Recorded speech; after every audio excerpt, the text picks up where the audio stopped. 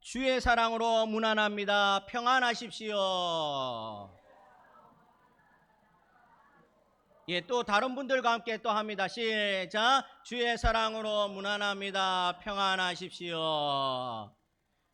주 예수 그리스도의 이름으로 여러분들의 평안을 간절히 축원합니다. 6월달 호국의 달, 호국 보훈의 달 이를로 우리가 세상에는 지키고 있습니다. 이 호국 보훈의 달은 우리 교회에서도 나라 사랑이라는 의미에서 한번 말씀을 묵상하고 실천할 수 있기를 바랍니다. 우리가 누리는 이 자유와 평화, 이 자유와 평화는 그냥 이루어진 것이 아니라 수많은 분들의 희생을 통해서 이루어지게 되었습니다. 그러므로 나라를 위해 생명을 바친 이들의 헌신을 기억하는 것, 이것은 단순한 감사를 넘어서 오늘날 살아가는 저와 여러분들에게 또한 이들을 본바탕으로 받아서 어떻게 살아가야 될지 한 번쯤은 되돌아보고 우리도 나라를 깊이 있게 사랑하는 저와 여러분들이 되시기를 간절히 축원합니다.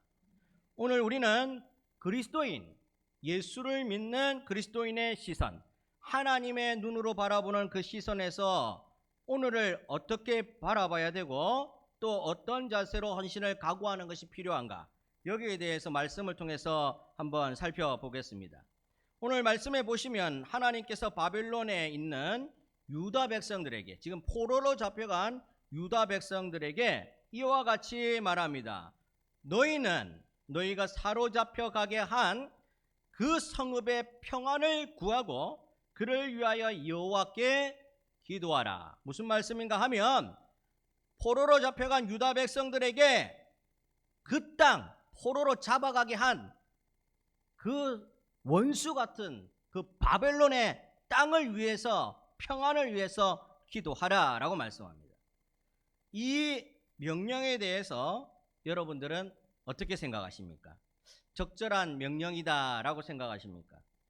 사실 바벨론은 유다를 이미 2차례나 침공하였고 온 강토를 짓밟았으며 성전의 기물들을 다 약탈해 갑니다.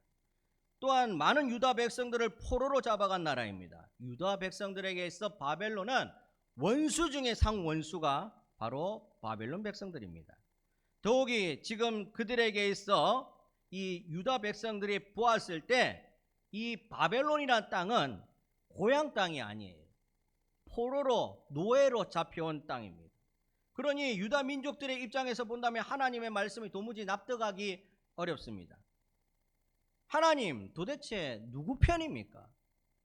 하나님 그렇게 말씀하셔도 되는 겁니까? 이렇게 분해할 수 있는 상황이라는 겁니다.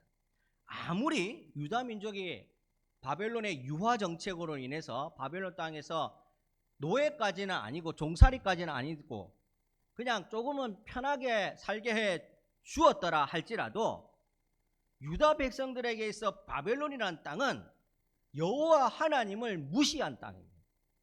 자기들이 평생의 신으로 모시고 있는 그 하나님을 무시한 땅이 바로 바벨론 땅입니다.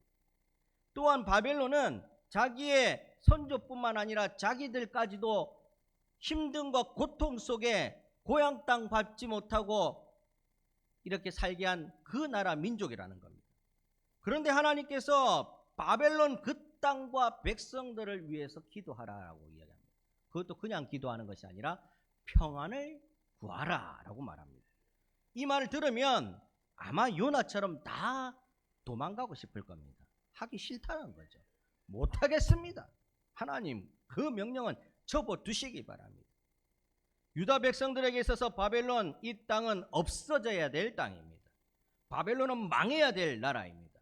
자신들이 예루살렘으로 돌아갈 수 있으려면 바벨론이라는 땅은 망해야 된다는 겁니다. 하나님 명령을 거두어 주십시오. 속히 바벨론을 망하게 해 주시옵소서. 이렇게 기도하도록 해 주셔야 된다는 거죠. 적국의 침입이, 이 바벨론의 수많은 적국들이 침입이 있게 하시고 나라 경제는 파탄났으면 좋겠고 사회 질서는 망가졌으면 좋겠습니다. 하나님 이렇게 기도했으면 좋겠습니다 라고 속에 품고 있는 백성들이 유다 백성입니다. 그렇게 안 되겠습니까? 그렇다면 왜 하나님은 이 유다 백성들을 선민, 하나님의 사람이라고 이야기하면서 유다 백성들의 마음을 하나도 몰라주고 오히려 적국인 바벨론의 평안을 위해서 기도하라라고 명령하셨을까? 하나님, 혹시 요즘 감이 좀 떨어지신 것이 아닙니까? 보는 눈이 좀 떨어진 게 아닙니까? 하나님, 저희 보고 선민이라고 하더니 바벨론으로 선민 갈아타신 겁니까? 도무지 이해할 수가 없습니다. 그런데 여러분, 하나님께서 유다 백성들에게 이와 같이 말씀하시고 명령하신 이유가 분명히 있다라는 것. 성경에 보면 족보가 쭉 나오는데 읽으면 읽을수록 잠만 오지 이해가 안 되는 구절도 있지 않습니까? 그런데도 그 족보를 이야기한 이유가 있다. 마찬가지로 오늘 하나님께서 말도 안 되는 유다 백성들에게 말도 안 되는 이와 같은 명령을 한 데에 대한 하나님의 깊고 세밀한 이유가 숨어져 있다는 것. 이는 그 성읍이 평안함으로 너희도 평안할 것임이라. 무슨 말씀입니까? 바벨론 땅이 평안해야 바벨론 땅에서 종살이하는 너희들도 평안할 것이다. 이렇게 말하는 것. 무슨 말씀입니까? 유다가 잘못한 거로 불순종한 거로 바벨론에 70년 포로 생활할 것은 이미 기정사실이고 하나님께서 딱 못 박아 놓은 겁니다. 이거는 하나님께서 내뱉으신 약속이기 때문에 변하지 않습니다. 하나님은 1.1에게 틀림이 없고 허언이 없으신 분입니다. 시건치 아니한 분입니다. 오늘 이스라엘 백성들을 위해서 반드시 70년의 포로 생활이 있어야 된다는 겁니다. 그렇다면 변할 수 없는 포로 생활이라면 그 포로 생활 하는데 유다 백성들을 내버려두고 종살이하고 노예살이하고 요셉처럼 감옥에 가두고 옥고를 치르게 만들고 바빌론처럼 목배임을 당하고 바울처럼 목배임을 당하고 그렇게 놔두지 않는다는 겁니다. 하나님께서 이 유다 백성을 너무나 사랑하셔서 70년 포로 생활을 하기는 하지만 그 안에서 평안할 수 있도록 지켜주기를 원하신다는 겁니다. 온통 하나님의 생각이 지금 유다 이 백성들, 포로로 잡혀간 백성들한테 다 있다라는 겁니다.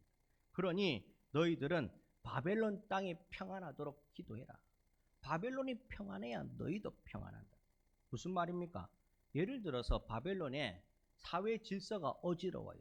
지금도 동남아뿐만 아니라 우리 박주영 선교사님도 있지만 치안이 우리나라처럼 완벽하게 치안이 유지되는 나라가 없어요. 세계적으로 야밤에 여자 혼자 여행을 다녀도 되는 나라는 편의점을 가건 어디를 가건 이렇게 돌아다닐 수 있는 나라는 우리나라 좋은 나라. 맞죠, 선교사님? 캄보디아에 밤에 여자 혼자 다닐 수 있겠습니까? 어렵습니다.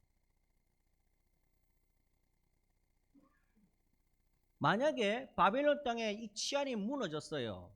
강도들이 들끓어요. 그러면 제일 먼저 수탈당하고 약탈당할 때가 어디입니까? 바벨론의 포로로 잡혀온 이스라엘 백성들입니다.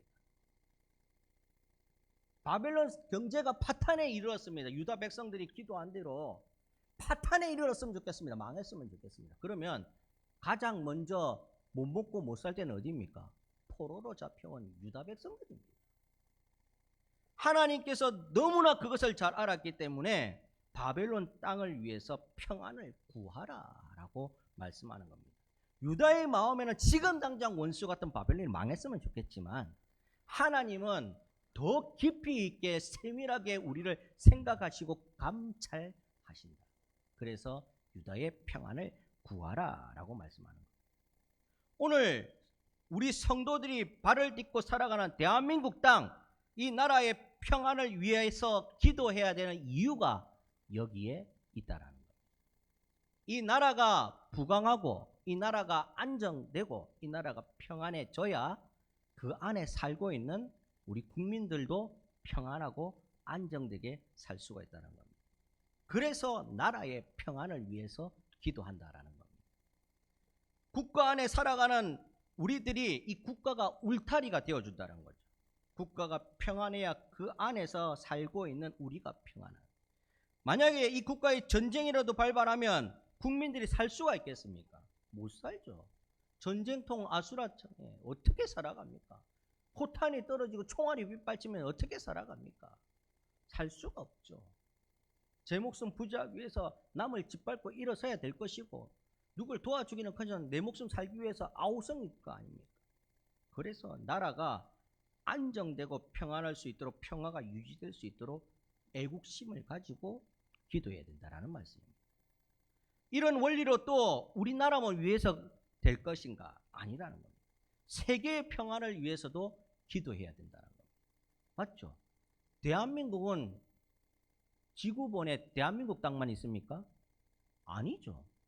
지구본 보면은 세계 지도 안에 대한민국 땅이 안에 또 들어가 있어요.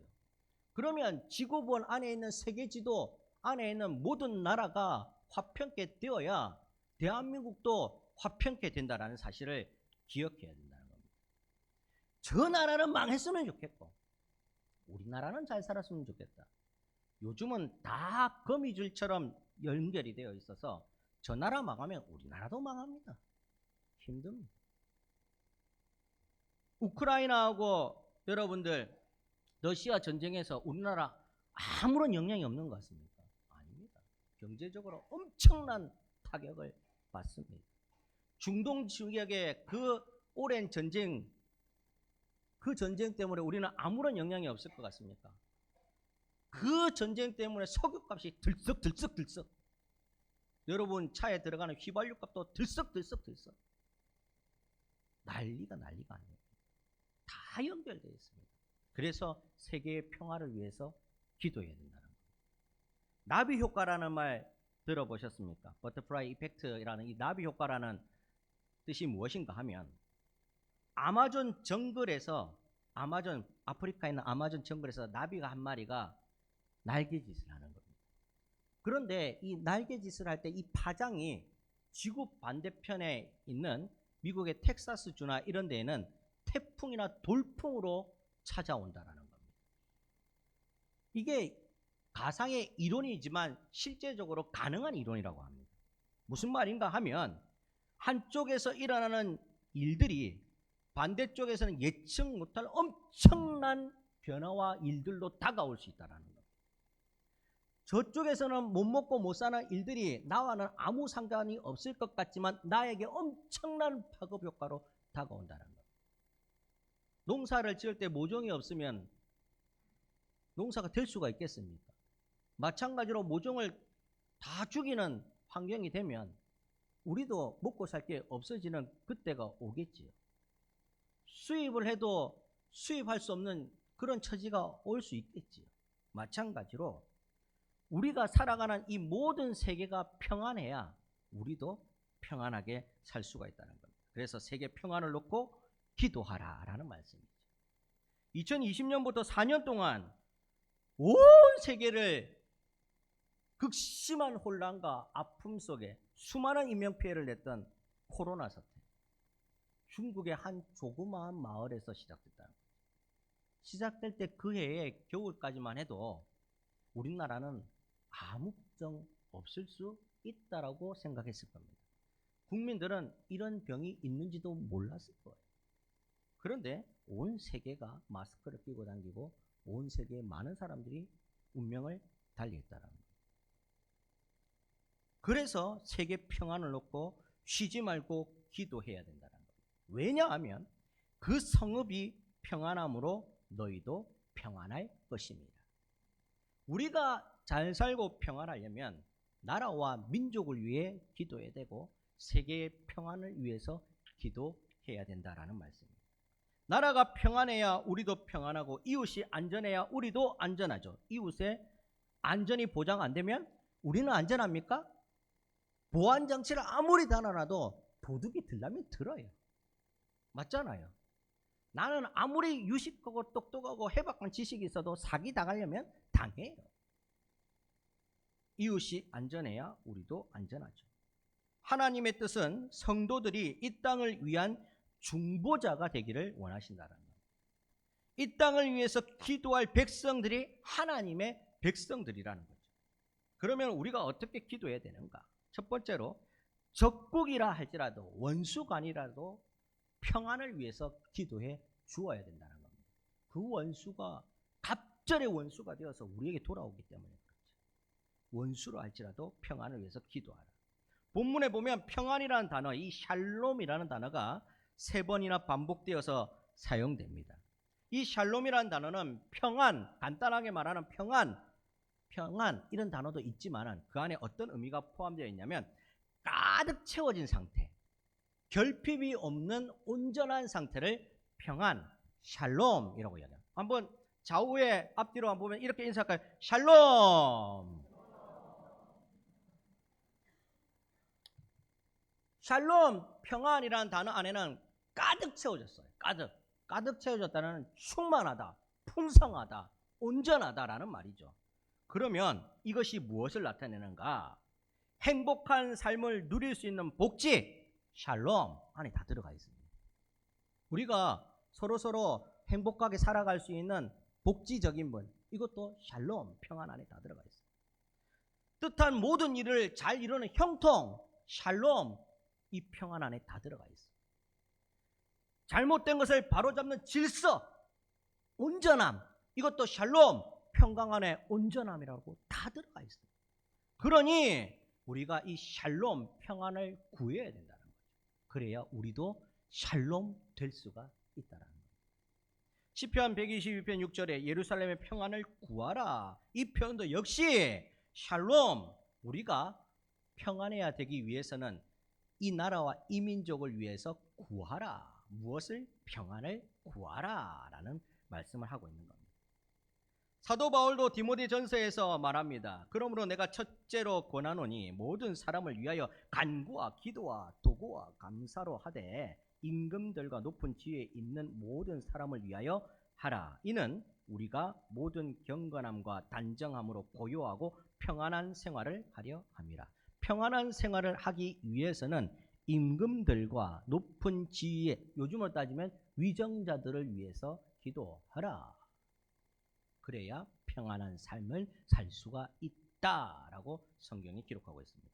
그러니 원수, 적구 할 것 없이 이 땅에 사는 모든 사람들과 나라와 민족을 위해서 기도하는 것이 필요하다라고 말씀하는 겁니다. 사랑하는 여러분, 하나님이 백성이 되면은 평안을 위해서 기도해야 된다는 것이 하나님의 뜻입니다. 우리도 마찬가지죠. 내가 태어난 그리고 자라난 이 나라, 이 민족, 살고 있는 이 민족을 위해서 기도할 때에 실망과 분노가 있을 수 있습니다. 얼마나 실망스럽습니까? 바뀌지 않는 현실, 답답한 이 현실, 적막하고 삭막한 이 세대, 말이 MZ지. 니는 이대로 살고 나는 내대로 살고 내 좋은 것만 하고 니 좋은 것만 하고, 그런 세대에 실망스럽고 분노가 가득하고 답답할 수 있습니다. 그런데 오늘 그와 같은 실망과 분노 속에서도 냉소적으로 그냥 떠넘기고 방관하고 날버려주고 바라보는 것이 아니라 오늘 그것을 위해서 평안을 기도하라, 구하라. 그래야 바뀔 수 있다는 거예요. 이 땅에 평안을 주시옵소서. 왜 그렇습니까? 이 성읍이 평안해야 우리의 평안이 될 수 있기 때문에 그렇습니다. 사랑하는 여러분, 우리가 사는 도시가 안정되고 이 창원 땅에 공의가 서고 우리 옆집에 이웃집이 복을 받기 원하신다면 그 복을 빌어주고 기도해 주어야 되죠. 그러면 그 복이 우리에게 돌아옵니다. 믿으시기를 바랍니다. 예. 둘째로 평안을 위해 여호와께 기도할 뿐 아니라 인간적인 정성을 드려야 된다고 이야기합니다. 평안을 놓고 기도도 해야 되지만 인간적으로도 정성을 쏟아 부어야 된다는 겁니다. 여러분들, 평안을 구하라 할 때 이 구하다라는 단어가 웨드리슈라는 단어에서 나왔는데 따라슈라는 어원을 가지고 있습니다. 뭐 자꾸 히브리어 말하고 헬라어 말하면 무슨 말인지 잘 모르니 본격적으로 뜻을 말하면 따라슈라는 이 어원의 단어는 발로 밟고 다닌다라는 겁니다. 발로 밟고 다닌다. 평안을 구하라는 말인데 구하라는 단어가 발로 밟고 다닌다라는 말이에요. 무슨 말인가 하면 행동으로 옮겨야 된다는 행동. 우리가 여러분들 뭐 거지 순례라든지 뭐 수련회나 캠프나 이런 데 보면은 밥을 얻어먹기 위해서 생판 모르는 넘어지 배를 누르고 거기 가서 밥 한 끼 주십시오 하고 청년들 가서 밥 한 끼 얻어먹고 기도해주고 예배드리고 오고 복음 전하고 오는 그런 일들 하잖아요. 그러면서 뭐 한다고 합니까? 땅 밟기. 땅을 밟고 지나간다. 내가 밟는 땅이 하나님의 땅이 되게 하여 주시옵소서. 내가 밟는 땅이 하나님의 나라가 되게 하여 주시옵소서. 이렇게 한다는 거죠. 그래서 평안을 구하라는 단어의 뜻이 무엇인가 하면 적극적으로 행동하라라는 말입니다. 이웃과의 원만한 관계를 가지기 원하시고 사회 질서가 잘 지켜지기 원하시고 법을 지키고 정직한 나라가 되기 원하시고 거주한 곳이 평안하게 되기 원하신다면 나 또한 그렇게 땅을 밟듯이 행동하고 살아가며 모범으로 살아가야 된다라는 말씀을 하고 있는 거예요. 그래야 변하는 거죠. 나는 침 뱉고 나는 휴지 버리고 너 경범죄야 어떻게 말할 수 있겠습니까? 안 되죠. 적극적으로 나도 지켜야 된다는 말씀을 하는 것. 사회의 일원이 되어 선을 행하고 정의를 세우고 공동체의 일에 책임을 질 수 있어야 된다는 것. 나라의 사랑은 참여와 책임에 있다라고 이야기합니다. 우리는 나라를 위해 기도해야 되고 공의를 외쳐야 되고 도움이 필요한 곳에 이웃을 섬겨 주어야 되고 부패와 제약이 있으면 외면하지 말고 진리로 대면해야 된다는 겁니다. 피하면 안 된다는 거죠. 그리스도인은 성도는 단순한 종교인이 아니라 하나님의 나라의 이 땅에 평안을 구현할 수 있는, 구할 수 있는, 행할 수 있는 그런 사람이 성도 그리스도인이다라고 말씀합니다. 그런 면에서 아마 우리 장로님께서 오늘 대표 기도하실 때 기도하신 게 아니겠습니까? 대통령이 선출됐잖아요. 제비는 우리가 뽑았지만 선출은 우리 몫이 또 아니에요. 세워진 대통령이 공약을 낸 정치대로 되어야 되겠죠. 안 되면 더 힘들어지겠지. 더 분열되겠지. 그러니 우리가 필요한 것은 무엇인가? 기도하라. 우리는 하늘의 소망을 품되 땅에서의 책임도 함께 져야 된다는 겁니다. 이 땅의 평안이 유지되도록 사랑하는 여러분, 저가 책임 있는 기도에 힘써야 됨을 믿으시기 바랍니다. 마지막으로 하나님께 이것을 맡겨드리고 기도해야 된다는 겁니다. 이게 우리가 잘 안 되는 게 맡기고 중보기도 하는 게 잘 안 됩니다. 중보기도는 해요. 저 집사님 건강하게 해주시고 저 권사님 뭐 좋아지게 해주시고 이 집사님 직장 얻게 해주시고 이 중보기도는 참 잘해요. 잘하는데 하나님께 맡기고는 잘 안 돼요. 저 집사님 건강해 안 돼. 기도는 했지만 조금 힘들 것 같아. 저 집사님 직장 요새 직장 구하기 진짜 힘들어. 내가 기도를 했지만 좀 힘들 것 같아. 맡기는 것은 잘 안 된다는 거예요. 그런데 중보기도의 원칙이 뭐냐면 맡겨야 중보의 효력이 발생한다는 거예요. 여러분들 오늘 기도하라, 하나님께 평안을 구하라 하면서 기도하라 할 때 이 기도하라는 단어가 팔날 중보기도를 말하는 겁니다. 중보기도. 어떤 중보기도? 예수님께 맡기는 중보기도. 주님께서 해주시는 거지 나는 구할 뿐이라는 거죠. 내가 구하는 것을 주님께서 해주신다는 겁니다. 강력한 여기에 대한 소망과 믿음을 가지고 구하라, 중보기도하라. 그래야 회복된다라는 말씀입니다. 이 중보기도 하나님께 맡기는 기도하려면 어떻게 해야 됩니까? 하나님과의 관계가 잘 맺어져야 되는 거죠. 하나님과 사이가 안 좋은데 어떻게 중보기도가 됩니까? 하나님께 보기도 싫은데 하나님 피해서 도망가기도 바쁜데 어떻게 합니까? 우리는 이런 생각을 해요. 죄가 있고 발뻗지 못할 일들을 하게 될 경우에는 어쩝니까? 하나님으로부터 자꾸 숨으려요. 교회 안 가면 하나님 안 만날 것 같고 기도 안 하면 하나님께서 안 들으실 것 같고 말씀 안 보면 하나님께서 못 볼 것 같지만 그래 해도 다 봅니다. 네가 어디 숨었느냐? 네가 어디 숨었느냐? 가인에게도 물어보잖아요. 어디 숨었느냐? 아담에게도 물어보잖아요. 무엇을 하느냐고 물어보잖아요. 숨었다고 생각해도 하나님께서 다 보신다는 거죠. 그러면 그 하나님께 그냥 죄송합니다 하고 다 맡겨드려야 된다는 겁니다. 맡겨드리고 하나님과의 관계가 회복되면 거기서부터 중보의 기도의 능력이 발생한다는 거예요.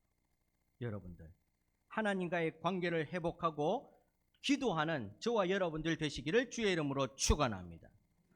나라 사랑은 결국 하나님의 뜻을 이루는 겁니다. 하나님께서 원하시는 거예요.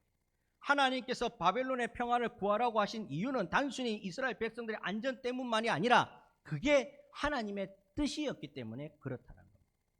하나님은 모든 나라와 민족 가운데 자신의 뜻을 이루시고 그 중심에 하나님의 백성을 세우신다는 거죠. 우리가 하나님의 백성으로 하나님의 뜻을 이루기 위해 이 땅의 빛과 소금의 역할을 감당하기 위해 모였다는 거예요. 이 모인 백성들이 교회, 창원 온천교회가 되는 줄 믿으시길 바랍니다. 거짓과 분열이 가득한 곳에 진리와 사랑을 심어야 하고 절망하는 사람들 곁에서 소망을 전해 주어야 합니다. 이것이 바로 하나님의 나라를 위한 진정한 나라 사랑이 될 것입니다. 말씀을 정리해 보겠습니다. 순국 선열들과 호국 영령들의 희생을 통해서 이 나라 이 민족이 세워져 왔습니다. 누구도 부인할 수 없어요. 그때를 잊어서는 안 되고 그분들을 잊어서는 안 됩니다. 지금도 나라와 민족을 위해서 숱하게 애쓰는 모든 분들을 잊어서는 안 됩니다. 또한 우리도 그 반열에서 함께 기도하고 함께 서 있어야 됩니다. 이제는 우리 세대가 나라를 위해 기도할 차례이고 분열이 아니라 화해와 회복을 위해서, 부패가 아니라 정직과 정의를 위해서, 전쟁이 아니라 평화와 생명을 위해서 오직 하나님의 공의가 강물처럼 흐르는 이 나라가 될 수 있도록 기도해야 될 때입니다. 성도의 기도는 강력한 영향력을 가진답니다. 그래서 무기와도 같다고 이야기합니다.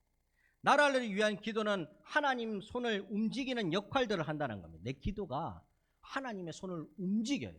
이 산을 들어 저리로 옮기는 역사를 만들게 한다는 겁니다. 그래서 예레미야서 29장 5절 6절에 보면 하늘의 시민권을 가진 자들이 이 땅에서도 책임있게 살라, 책임있게 기도하라 라고 말씀하는 겁니다. 바벨론의 포로로 잡혀간 이스라엘 백성들에게 하나님은 그곳에서 집을 짓고 농사를 짓고 자녀를 낳고 번성하라 라고 예레미야서 29장에 말씀합니다. 무슨 말인가 하면 이주했으니 이양 잡혀갔으니 바벨론 시민으로 잘 먹고 잘 살아라 이 말이 아닙니다. 단순히 그렇게 잘 살아라는 말이 아니라 그 땅을 섬기면서 복의 통로가 될 수 있도록 살아가라. 그 땅을 변화시키는 주역이 되어라. 그리하여서 하나님이 살아계심을 보여주어라. 하나님의 역사하심을 한번 바라봐라. 하나님께서 70년이 지난 어느 때에 어떻게 너희들을 이스라엘 땅으로 다시 보내실지를 한번 바라보라 라고 말씀하는 거죠. 이제는 우리의 삶으로 나라를 세우는 일에 동참해야 될 때입니다. 정의를 실천하고 이웃을 섬기며 말씀으로 세상을 비추는 그리스도인으로 살아가는 저와 여러분 되시기를 주의 이름으로 간절히 축원합니다. 정말로 기도할 때입니다. 사분오열되어 있고 정치, 경제, 사회, 문화 어느 것 하나 무너지지 않는 곳이요. 우리들의 자녀들 세대가 어떻게 살아가야 될지 정말로 힘든 이때에 꼭 필요한 것은 성도들의 기도가 필요할 때입니다. 함께 기도하고 나라를 위해서 걱정할 수 있는, 그래서 이 나라가 정말 하나님의 뜻 가운데 풀려갈 수 있도록 그런 나라가 되기를 간절히 주의 이름으로 소망합니다. 기도하겠습니다.